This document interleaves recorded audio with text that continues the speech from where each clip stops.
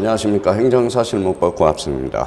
우리가 이제 전 시간에 우리가 이제 첫 주 우리가 강의를 했었죠. 우리가 이제 뭡니까? 행정사실무법은 대표적으로 뭡니까? 세 편으로 구성되어 있는다고 그랬죠. 대표적으로 뭐가 있었습니까? 우리 지난주에 배웠던 거.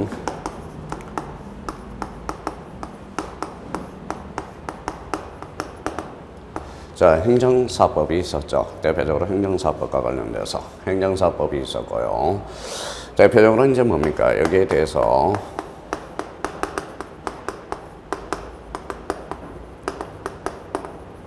자, 비송사건 절차법이 있었죠. 비송사건 절차법은 뭡니까? 거기에 이제 네 파트로 구성되어 있다고 그랬죠. 네 파트가 뭡니까? 비송사건 총칙이 되겠습니다. 총칙. 그 다음에 대표적으로 제2장에 뭐가 있습니까? 뭐가 있어요? 자, 민사 비송사건이 있고요. 대표적으로 이제 뭡니까? 대표적으로 상사 비송사건이 있죠. 상사 비송사건. 자, 가태료 사건과 관련돼서. 자, 우리가 대표적으로 또 제3편과 관련돼서 행정심판 사례죠. 행정심판 사례와 관련돼서 여기에 대해서 이제 대표적으로 우리가 자주 해놓을 거는 행정심판 사례에서 잘 정리해 주실 게 1차 과목에서 행정법이 있죠. 행정법에서 대표적으로 요거 행정심판과 관련돼서 행정심판법을 잘 해놓으셔야 됩니다. 그래서 행정심판법 요걸 이제 1차 과목에서 잘 배워놓으셔야 된다는 걸 기억해 주시고, 그러면 우리 행정사실무법과 관련돼서는 총 3편으로 구성되어 있다. 그래서 행정사법, 비송사건 절차법, 행정심판법, 심판 사례와 관련된 거. 현재 비송사건 총칙, 민사 비송사건, 상사 비송, 가태료 사건과 관련돼서 이렇게 이제 세 사장으로 구성되어 있고, 지난주에 우리가 배운 게 우리가 첫 시간에 OT를 했을 거예요. 그 다음에 이제 둘째 시간부터 행정사법과 관련돼서 우리가 봤습니다. 오늘은 페이지 23페이지 제5장 행정사 회피와 관련돼서.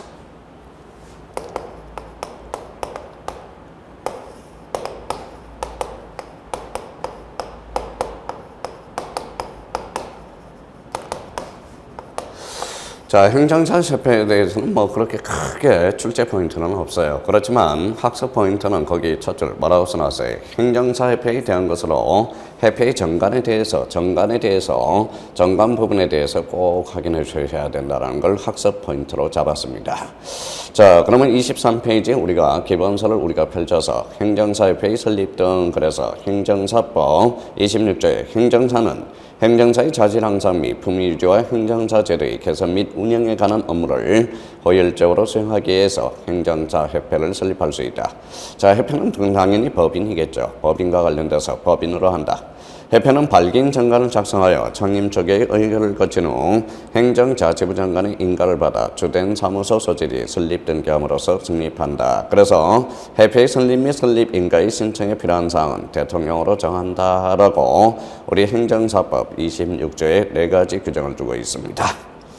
자, 여기에서 이제 우리가 신경을 쓸 거는 대표적으로 협회의 정관입니다. 우리 정관 작성 행위와 관련돼서는 어때요? 대표적으로 우리 법인과 관련돼서는 핵심이 정관이죠. 그래서 협회의 정관에 관한 각호의 사항이 포함되어야 된다. 그래서 우리 민법 총칙에서 우리 필요적 정관 사항과 임의적이라고 배우죠. 그래서 기억에 목적과 명칭과 사무소 소재지, 대표적인 그 권한의 임원에 관한 사항으로 득에서 회의에 관한 사항, 행정사의 품위 유지와 업무 및 교육에 관한 사항, 회원의 가입 탈퇴, 지도 감독에 관한 사항, 회계 및 회비 부담에 관한 사항, 자산에 관한 사항, 그 밖에 협회의 목적을 달성하기 위해서 필요한 사항들을 우리가 협회의 정관 작성에 꼭 포함되어야 된다는 것. 그래서 협회의 정관과 관련돼서 이거는 우리 꼭 한번 학습 포인트로 잡아서 정리해 둘 필요가 있습니다. 자, 정관의 변경에 대해서는 행정자치부 장관의 뭘 받아야 돼? 인가를 받아야 된다라고 있고, 오늘 24페이지로 우리가 이제 가보죠. 자, 민법의 규정에서 협회에 관해서 이 법에 관한 규정하지 않은 사항은 민법 역시 민법 중 사단법인에 관한 규정을 주장한다. 우리가 사단법인 행정사회와 관련돼서 대표적으로 사단법인이네요. 자, 사단법인은 대표적으로 뭐가 핵심이 되는 겁니까? 요 사가 핵심이 돼요. 그래서 사원이 핵심이 되죠. 여기에서 사단법인의 설립행위가 대표적으로 설립행위와 관련돼서 대표적으로 뭘 꼭 기억해 두셔야 하죠. 우리가 정관이라는 핵심의 정관에서 여러 사람이 돌진하고 있는 것. 대표적으로 요게 패턴 뭡니까? 이게 바로 대표적인 합동행위가 되겠습니다. 자, 우리 법률행위와 관련돼서는 법률행위 종류의 수에 따라서는 이렇게 나눠지죠. 어사표시 수에 따라서 우리가 이렇게 따라지죠. 어사표시가 하나다. 한 개면 뭐가 됩니까? 대표적으로 이거는 단독행위가 되겠죠. 그래서 단독행위. 자, 단독행위와 관련돼서 대표적으로 기억해 둘 거는 자, 상대방 없는 단독행위와 상대방 있는 단독행위가 있죠. 그러면 이제 2개 이상이다. 그래서 2개다. 2개라는 것은 대표적으로 계약을 암시하고 있죠. 청약과 성약이라는 어사의 합치가 됐을 때 대표적으로 이게 계약이 되는 거죠. 만약에 2개 이상이다. 2개 이상이면 이게 대표적으로 합동행위가 되겠죠. 합동행위가 됩니다. 아마 합동행위에서 대표적으로 이제 사단법인의 정관 작성행위가 대표적인 어떤 행위가 된다? 바로 합동행위가 되겠습니다. 여기에 대해서 우리가 꼭 기억해 둘 거는 합동행위 법적 성질은 뭐냐? 결론적으로 뭐예요? 상대방 없는 단독행위 법적 성질을 가지고 있다라는 거. 그런 의미를 기억해 준다면 우리 민법 총칙과 관련돼서 연결을 지을 수 있다라는 겁니다. 그러면 결론적으로 행정사협회는 뭘 준용하느냐? 민법 중 사단법인의 설립행위에 관한 뭐예요? 요 규정을 준용하고 있다라는 걸 포인트로 해서 24페이지 첫 줄 끝에 민법 중 사단법인의 준용한다. 밑줄을 다 끊으시라는 거예요. 자, 그러면 행정사협회의 지도감독은 뭐냐? 그래서 지도감독과 관련돼서 우리 전문을 하나 주고 있어요. 그게 바로 행정사법 29조의 뭐의 규정을 두고 있다라는 거예요. 협회는 행정자치부 장관의 감독을 받아야 된다. 그래서 1항이 나와 있죠.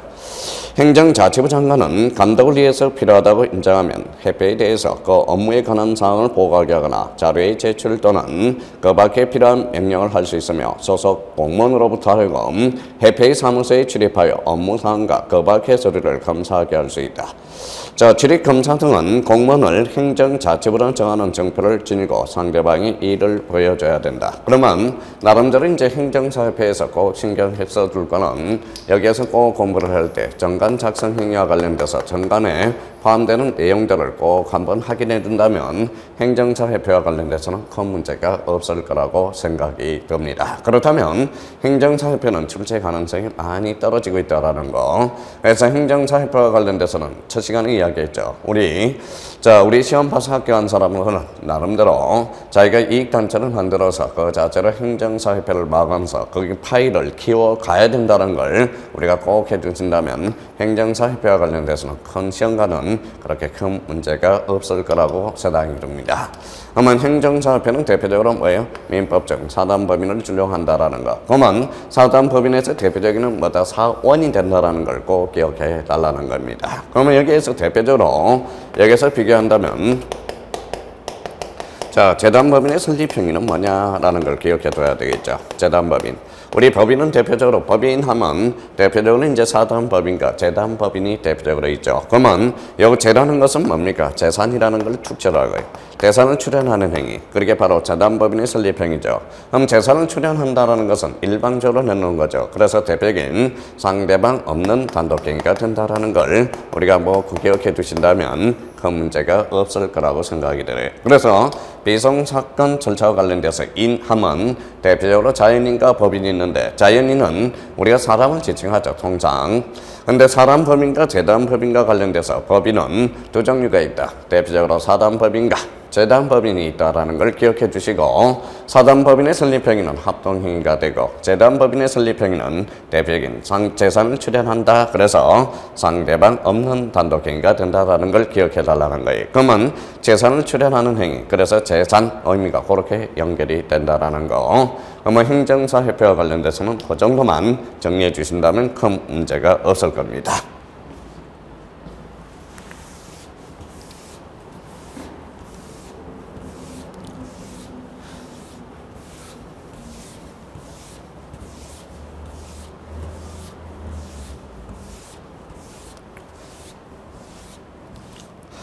자, 우리는 이제 대표적으로 이제 행정사법과 관련돼서 이제 첫 번째 우리가 총칙 부분에 대해서 총칙 목적을 기억해 달라고 그랬어요. 제1조 목적을 규정해 놨고요. 그래서 이제 뭐예요? 지금 배운 게 제5장 행정사 회피가 되겠죠. 그럼 6장과 관련돼서 이제 대표적으로 지도 감독에 대해서 우리가 좀 나름대로 정리해 둘 필요가 있어요. 그래서 6장 바로 지도 감독. 자, 지도감독과 관련돼서 이거는 작년에 우리가 출제가 됐죠. 지도감독과 관련돼서 작년에 출제된 거 장부의 검사와 자격 취소에 대해서 우리가 작년에 출제가 됐죠. 자격 취소에 대한 그래서 요거의 연관성을 진 게 작년에 출제된 게 왜 지도감독, 장부의 검사와 자격 취소 이렇게 의미가 출제가 됐고요. 자, 그렇다면 이제 장부의 검사와 자격 취소. 자격 취소는 대표적으로 뭡니까? 요거에 대해서는 대표적으로 벌칙을 지칭하고 있죠. 벌칙과 관련돼서는 좀 이따 우리가 배울 거고. 그러면 장부 검사와 관련돼서 자격 취소는 바로 대표적인 지도 감독과 연결을 지을 수 있다라는 겁니다. 자, 25페이지. 그래서 학습 포인트. 뭐를 두고 있는 건지 봅시다. 자, 지도감독에 대한 것으로 업무정지에 대해서 확인하면 된다. 업무정지 줄쳐놓고요. 그래서 대표적으로 이제 자격취소 법 30조에 되어 있죠. 그래서 자격취소에 대해서는 법 30조. 자, 이는 행정자치부 장관은 행정사 당 각호의 어느 하나에 해당 경우는 자격취소를 하여야 된다. 거짓이나 그 밖의 부정한 방법으로 행정사 자격을 취득한 경우 인근에 신고 확인증이 제외된 금지 등을 위반하여 신고 확인증을 양도하거나 대여한 경우 업무의 정지에 따른 업무정지 처분을 받고 업무정지 기간 중에 행정사 업무를 한 경우 이 법을 위반하여 징역형이 확정된 경우 그럼 결론적으로 자격 취소와 관련돼서는 우리 벌칙과 연계성을 우리가 지워놔야 됩니다. 대표적으로 이제 행정자치부 장관은 행정사 자격을 취소하려면 당연히 사전 절차로서 우리가 청문 절차를 받아야죠. 그래서 청문 동그라미 쳐놓고 대표적으로 우리 행정절차법은 사전 절차 구제 방법으로서 하나의 역할을 하는 거죠. 거기에 대해서 대표적인 청문이라는 제도가 있고요. 거기에서 대표적으로 고지 방법이 있죠. 고지와 관련돼서 사전 고지가 있죠. 대표적으로 이제 공청회라는 게 있습니다. 그래서 우리 자격 취소에 대해서는 행정자치부 장관이 자격 취소를 하기 위해서는 어떤 절차를 거쳐야 돼? 바로 청문. 청문이라는 것은 대표적으로 사전 구제 절차의 한 방법으로서 역할을 하고 있다라는 겁니다. 그래서 자격 취소와 관련돼서 기억, 니은, 디귿, 리을 요거와 관련돼서 꼭 한번 확인해 달라는 거 부탁드리고요. 자, 감독성 능력 등 우리가 행정자치부 장관 또는 사무소의 소지를 관할하는 시장 등은 행정사에 대한 감독을 필요하다고 인정하면 해당 행정사에 대해서 업무에 관한 보고하게 하거나 자료의 제출 또는 그 장부에 필요한 명령을 할 수 있으며 소속 공부로 하여금 그 사무소에 출입하여 장부를 서류 등을 검사하거나 질문하게 할 수 있다. 그래서 작년에 출제된 게 장부의 장부 서류 등을 검사하거나 질문하게 할 수 있다. 그래서 장부의 검사와 자격 취소의 연관성을 지면서 작년에 이제 출제된 문제가 되겠죠. 그래서 이제 대표적으로 1항과 관련돼서 간접적으로 우리가 출제가 됐고요. 자, 2번은 동그라미 2번은 출입 검사 등을 하는 공무원은 행정자치부령으로 정한 종표를 지니고 상대방이 이를 보여줘야 되는 것. 그래서 출입증이죠. 한마디로 이야기한다면. 그래서 대표적인 감독상 명령 등 그래서 행정사법 31조의 규정을 두고 있다라는 거예요. 자, 대표적으로 이제 업무의 정지라는 게 있죠. 그래서 업무를 정지한다. 그러면 행정사 사무소의 소재지를 관할하는 시장은 행정사 당 각호의 어느 하나에 해당한 경우는 6개월 범위 내에서 그 기간을 정해서 업무의 정지를 명할 수 있다. 그래서 이제 대표적으로 지도 감독과 관련돼서 자격 취소, 감독상 명령, 그 다음에 업무의 정지를 두고 있다라는 걸 확인할 수가 있습니다. 대표적으로 이제 26페이지 가니까 동그라미 2번이 있어요. 업무정지에 대한 기준은 행정자치부령으로 정하고 업무정지 처분은 그 사유가 발생한 날부터 3년이 지나면 할 수 없다. 그거 좀 쳐놓으세요. 3년이 지나면 할 수 없다라는 걸 그 규정에 두고 있다라는 거예요. 자, 4번과 관련돼서 행정제재 처분 효과의 승계.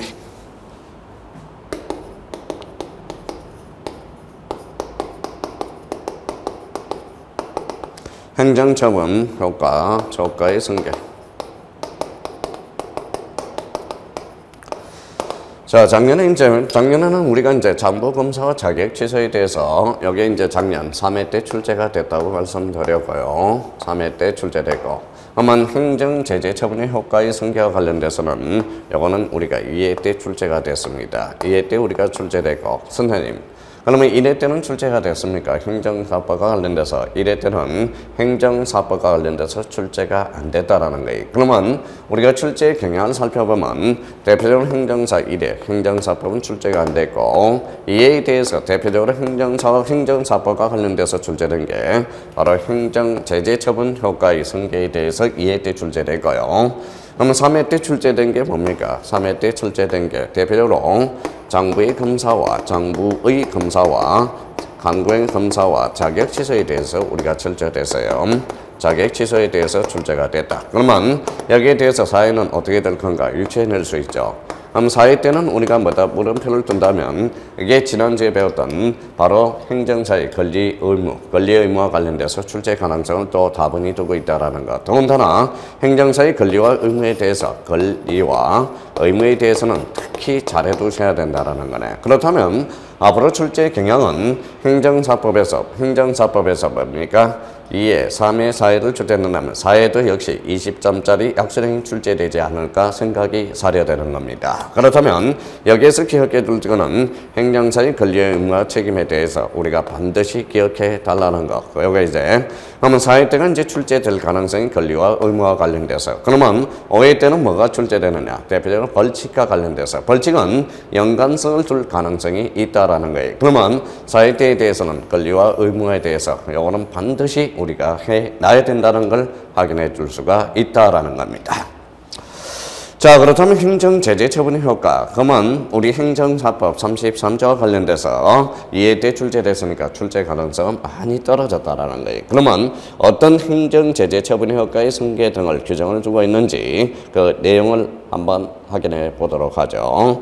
1번에 동그라미 1번입니다. 폐업신고에 따라서 폐업신고를 한 후 업무를 다시 시작하는 선고를 한 행정사는 폐업신고 전 행정사의 지위를 승계한다.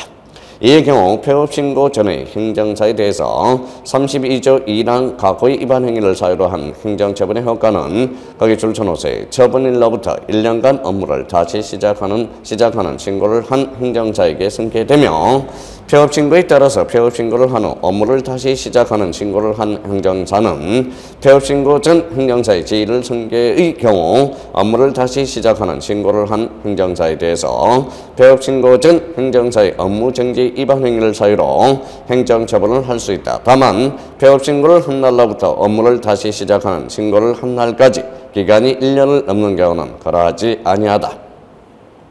자, 행정처분을 하는 경우 폐업의 기간과 폐업의 사유 등을 고려하여 업무 정지 기간을 정해야 된다. 그래서 대표적으로 행정제재 처분의 효과 등에 대해서는 여기 이제 2회 때 출제가 됐고요. 그런가 출제 가능성은 거진 떨어졌다고 보면 되고요.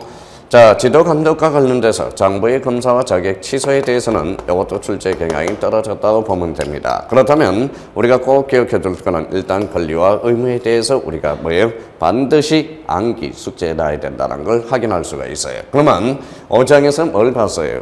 행정사 협회에 대해서 봤죠. 그럼 6장은 뭡니까? 6장은 지금 배운 게 지도감독 아니겠습니까?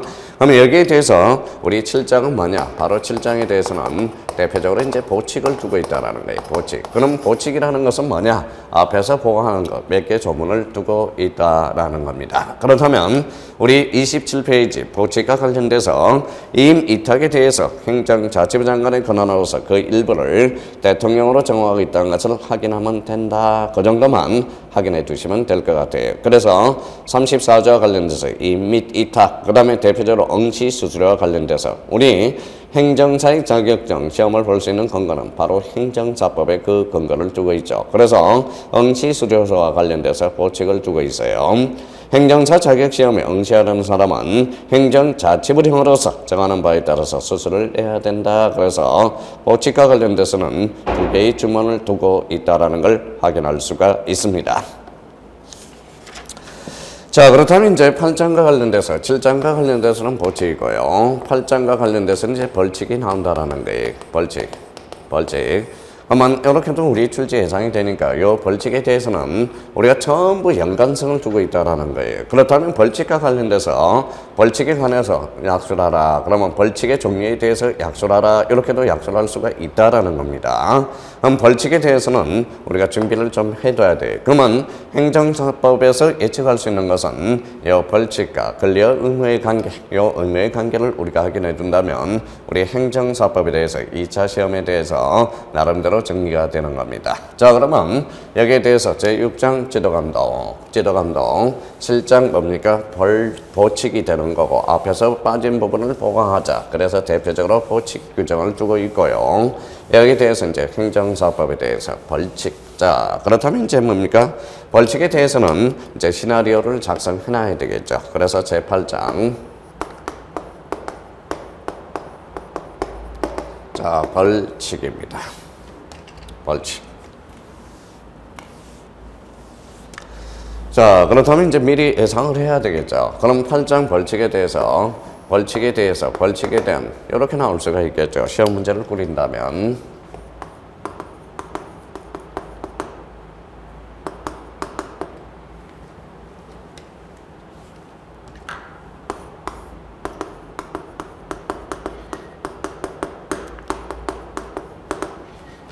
자, 행정사의 벌칙의 종류에 대해서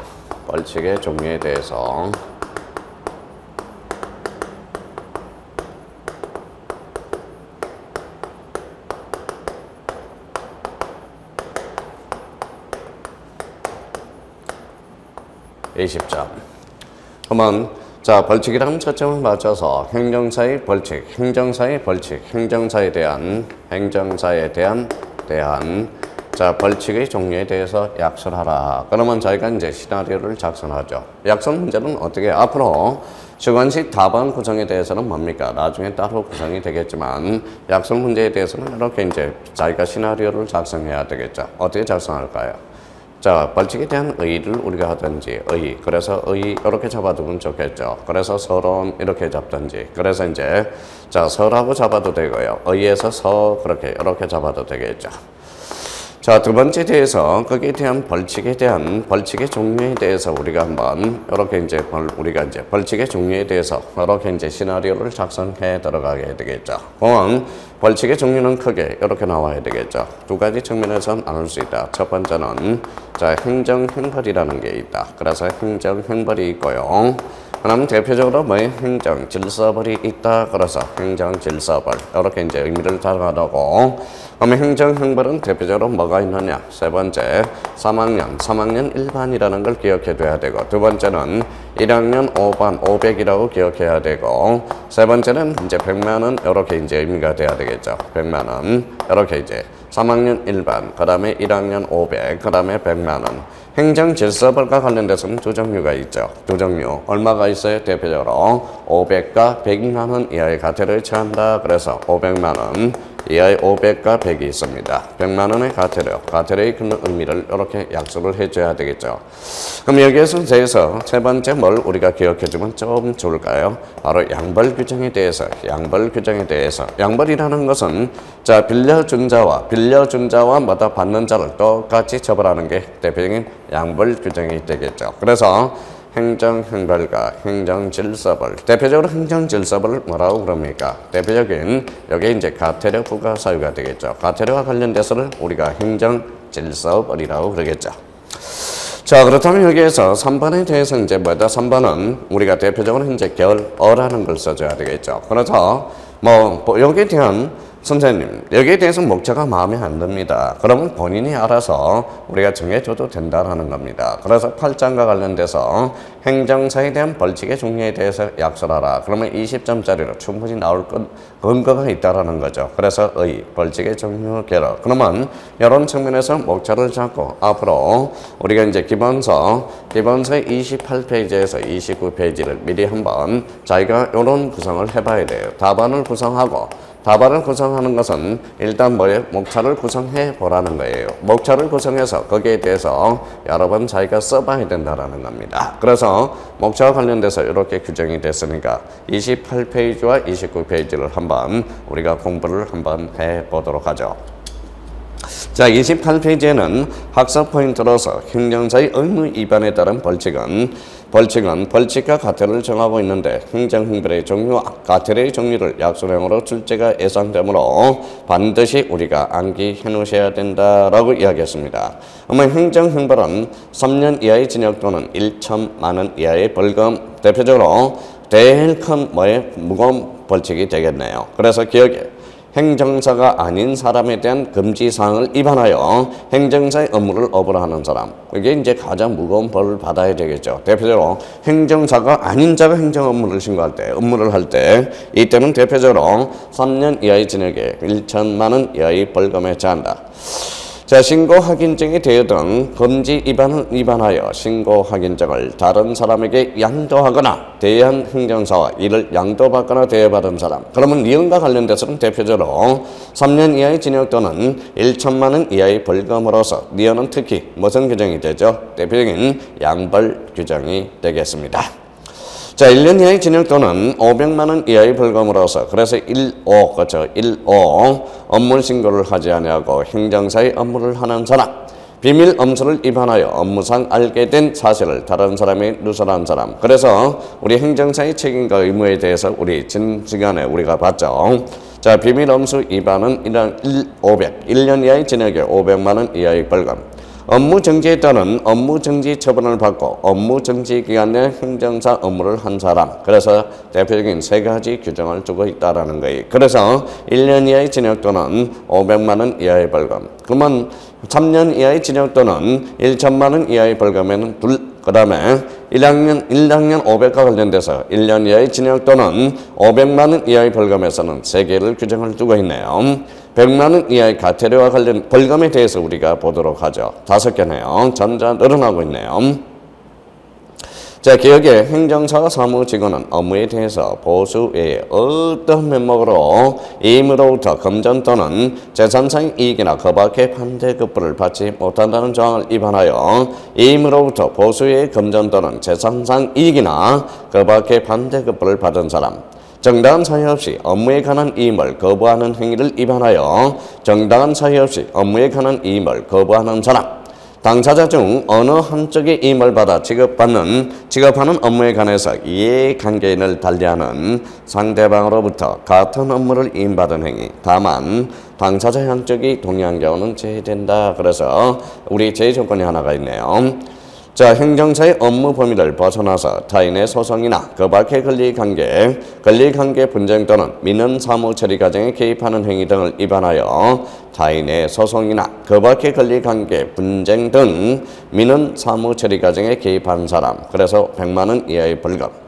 행정사의 업무를 알선을 어불하는 자를 이용하거나 그 밖의 부당한 방법으로 행정사의 업무와 이임을 유치하는 행위, 유치행위 위반하여 알선을 어불하는 자를 이용하거나 그 밖의 부당한 방법으로 행정사 업무의 이임을 유치한 사람. 행정사. 자, 그러면 100만 원 이하의 과태료. 그러면 우리가 각간에 우리 동기부여를 해놓고 합시다.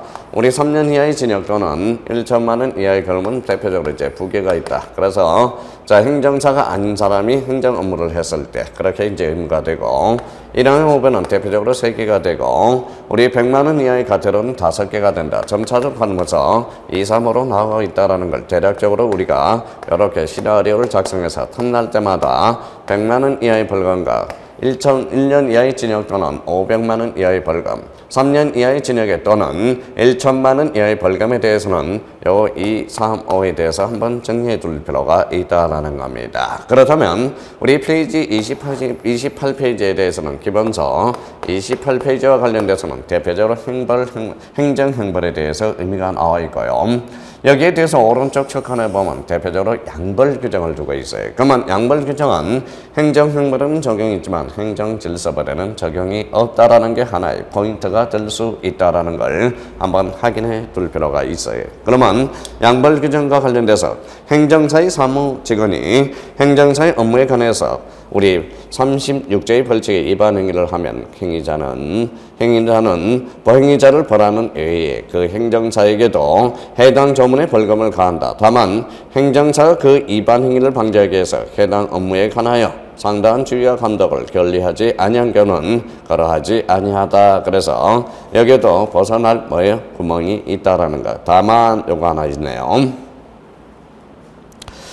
자, 그러면 이제 500만 원 이하의 과태료. 우리 행정질서법과 관련돼서는 행정사법 38조에 규정을 두고 있죠. 그래서 500만 원 대표적으로 3개가 있네요. 100만 원도 3개가 있고, 그럼 여기는 뭐 규율을 딱 맞춰놨네요. 나름대로. 그럼 500만 원 이하에 대해서 과태료와 그 다음에 100만 원 이하의 과태료를 우리가 보죠. 자, 29페이지 500만 원 이하의 과태료. 자, 기억. 행정사 또는 이와 유사한 명칭을 사용하는 사람. 니은의 행정사무소나 행정사 합동사무소 또는 이와 유사한 명칭을 사용하는 사람. 그러면 명칭과 관련돼서 명칭을 사용하는 사람은 대표적으로 500만 원 이하의 과태료에 처하게 되네. 그래서 공통점. 기억과 니은은 명칭, 유사한 명칭, 명칭이죠. 이것의 정당한 사유 없이 보고 또는 자료 제출을 하지 아니하거나 거짓으로 보고 자료 제출을 하거나 출입 검사를 방해 거부하는 기피한 사람. 그래서 이제 대표적으로 우리 육장과 관련돼서 지도 감독과 관련돼서 정부의 검사 요구에 대해서 대표적으로 500만 원 이하의 과태료에 처하게 되네요. 그래서 명칭, 그다음에 출입. 자, 대표적으로 이렇게 보고, 자료, 방해, 거부, 기피 이렇게 대해서 이런 키워드를 뭐다 숙지해서 500만 원 이하의 과태료에 뭐다 암기를 해 두시면 될 것 같아요. 100만 원 이하의 과태료서 업무 처리부를 작성하지 아니하거나 거짓으로 작성한 행정사. 그러면 업무 처리부 작성과 관련돼서도 그 자체로 독자적 문제가 출제될 수 있으니까 한번 정리를 해 둘 필요가 있어요. 행정자치부 장관, 시도지사 또는 시장 등이 실시하는 연수교육을 받지 아니한 사람. 우리 이제 대표적으로 교육 의무와 관련돼서 사정교육과 대표적으로 실무교육과 시중교육과 연수교육이 있었죠. 그러면 연수교육을 받지 아니한 행정사는 대표적으로 100만 원 이하의 과태료의 처분에 처하네요. 이것의 사무소 이전 신고를 하지 아니한 행정사 대표적으로 그러면 여기에서 어디를 잡아야 돼요? 업무 처리부, 연수교육, 그 다음에 사무소 이전 신고. 그러면 업무 처리부, 연수교육, 사무소 이전 신고. 요걸 끼어들어서 하면 우리가 충분히 될 것 같아요. 그러면 500만 원 이하의 과태료, 명칭, 보고, 자료, 그 다음에 검고, 출입, 검사. 이런 것들의 키워드를 잡아서 500만 원 이하의 과태료에 처하게 되고요. 100만 원 이하의 과태료는 뭡니까? 대표적으로 업무 처리부, 그 다음에 연수교육, 그 다음에 이전 신고에 대해서 100만 원 이하의 과태료. 그러면 저희가 500만 원 이하의 과태료는 이런 키워드를 잡아서 자꾸 우리가 정리를 해 둘 필요가 있어요. 명칭이 2개가 있었고, 보고, 자료, 검사와 감독에 대해서 요거에 대해서 500만 원 이하의 과태료에 처하네. 그러면 100만 원 이하의 과태료는 뭐라고 그랬어요? 지금 대표적으로 한 거 명칭을 뭘로 잡아라고 그랬어요? 불러봐요. 하나 뭐가 있었죠? 대표적으로 기업과 관련돼서 우리가 대표적으로 업무 처리부, 그 다음에 대표적으로 뭐가 있었습니까? 연수교육과 관련돼서 연수교육이 있었고요. 대표적으로 여기에 대해서 또 하나 우리가 한다면 허위 신고가 있었죠. 그래서 업무 처리부 작성, 그 다음에 연수교육과 이전 신고에 대해서 100만 원 이하의 과태료에 처하게 된다라는 거네. 그러면 양벌 규정과 관련돼서 목차를 잡고, 그러면 여기에 대해서 우리 의 부분과 벌칙의 종류를 문구해서 결론을 딱 해둔다면 우리가 벌칙의 종류에 대해서 약속하라. 그러면 아주 좋은 답안지가 형성이 될 수 있다는 걸 미리 기억해 둘 필요가 있습니다. 자, 그렇다면 우리가 이제 행정사법과 관련돼서 아주 간단하죠. 이런 점에서 본다면 우리 이제 나올 겨울에는 뻔하네요. 만약에 출제가 된다면 대표적으로 꼭 기억해 둘 것. 행정사의 권리와 의무의 관계. 그럼 대표적으로 행정사의 책임과 의무에 대해서 우리가 기억해 두시면 되고요. 대표적으로 벌칙에 대해서도 꼭 한번 암기해 둘 필요가 있습니다.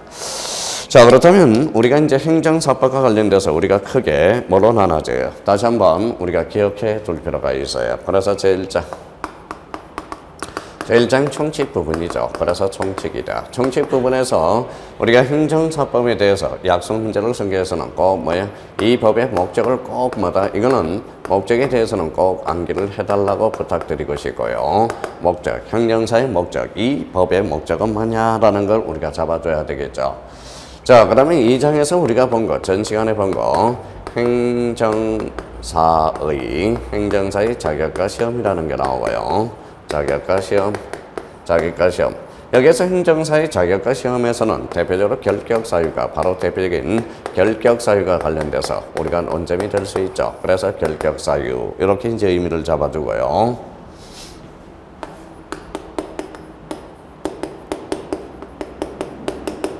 자, 행정사의 업무 신고가 있고요. 대표적으로 4장에서 3장에 두고 있죠. 그래서 이제 4장과 관련돼서는 뭡니까? 행정사의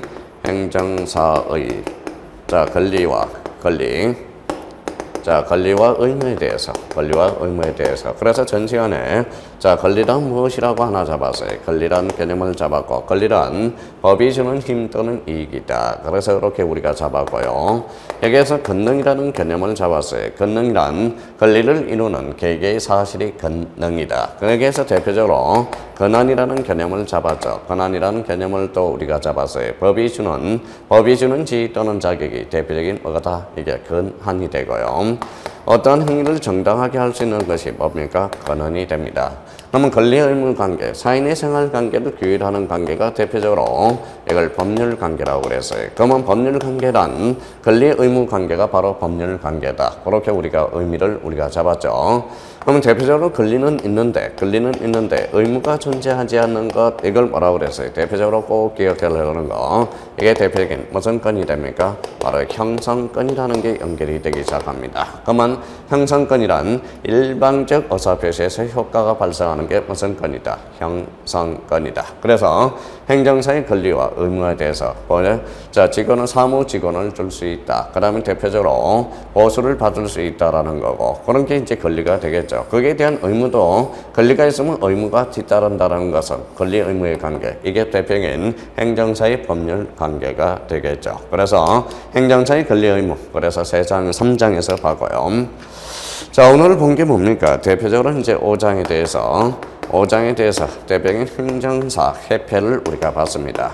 자, 행정사 협회에서 꼭 한번 하게 될 거는 정관에 무엇이 포함되어야 되는지, 정관 포함행위에 대해서 이걸 꼭 한번, 이거는 암기할 필요는 없고요. 대표적으로 이거에 대해서는 숙지를 해달라고 부탁드리고 싶고요. 자, 6장과 관련돼서는 지도감독과 관련돼서 지도감독과 관련돼서 이제 작년에 출제된 게 정보의 검사와 자격지수, 그 다음에 행정처분 제재 효과의 승계, 이렇게 해서 우리가 지도감독과 관련돼서 의미가 있고요.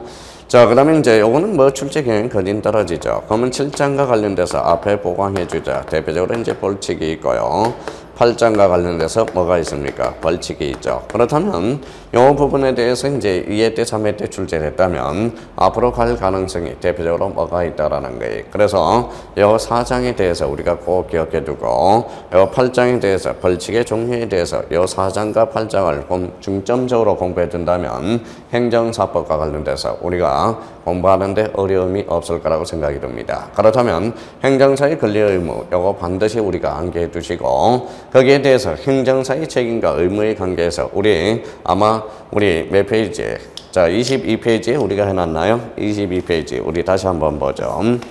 자, 22페이지 보니까 행정사의 의무와 책임에서 성실 의무, 선실, 그 다음에 비밀, 그 다음에 거부, 이중, 그 다음에 이제 우리 행정사 업무 범위 일탈 금지, 부당 업무의 유치 행위 금지 의무, 자, 다음 등록증 대여 금지 의무, 업무 처리부 작성 보관 의무, 교육 이수 의무, 그래서 사전 교육과 연수 교육이 있었죠. 그래서 손해배상 책임과 관련돼서 행정사의 의무와 책임, 시간 나는 대로 이 페이지, 자, 페이지 22페이지를 정확하게 우리가 좀 암기해달라는 걸 부탁드리고 싶습니다. 그러면 여기에 대해서 자, 22페이지를 집중적으로 공략해달라는 거. 그러면 행정사협회, 지도감독, 벌칙에 대해서는 아까 28페이지에서 29페이지에 정리를 해놨으니까 28페이지, 29페이지는 틈나는 대로 28페이지, 29페이지는 틈나는 대로 자꾸 암기를 해둘 필요가 있다. 벌칙, 금방 배웠죠. 우리는 외우더라도 금방 휘발성이 있어서 까먹는다고. 그러면 3년 이하의 징역 또는 500만 원 이하의 벌금 나와 있죠. 행정형벌과 관련돼서. 그러면 1년 이하의 징역에 또는 500만 원 이하의 벌금, 그 다음에 100만 원 이하의 벌금, 그다음에 행정질서벌과 관련돼서 대표적으로 과태료죠. 그래서 500만 원 이하의 과태료, 10만 원, 100만 원 이하의 과태료를 처한다고 그랬죠. 그래서 여기에서 대표적으로 양벌 규정은 어디에만 적용이 있다? 행정형벌에만 적용이 있다라는 걸 다시 한번 요 벌칙. 그래서 부탁합니다. 4장하고 8장하고 부탁해요. 반드시 우리가 정리해 둘 필요가 있다라는 거. 자, 그러면 행정사법과 관련돼서는 그 정도 우리 이제 문제집 풀기 전에 미리 그렇게 한번 정리해 주신다면 우리가 무난하지 않을까 생각이 듭니다. 좀 쉬었다가 우리 이제 제2편 비송사건 절차법과 관련돼서 한번 더 우리 간략하게 우리 감이라도 잡아놓자고요. 좀 쉬었다 계속 들어가겠습니다.